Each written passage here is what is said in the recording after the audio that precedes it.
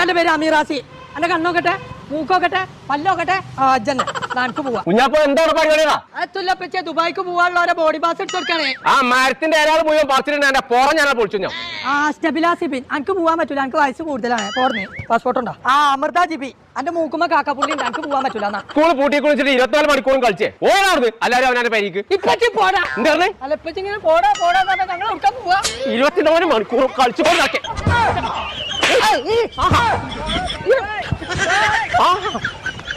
പിന്നെ തെറ്റിച്ച് രാവും പാലും ഞാൻ കളിച്ചേ. ഇച്ചിന് 4 കുട്ടികൾക്ക് കൂടി നോക്കാണ്ട് ഇനിപ്പിച്ചയാ. ആ എലമലോ പിന്നെ തലമലോ എല്ലാം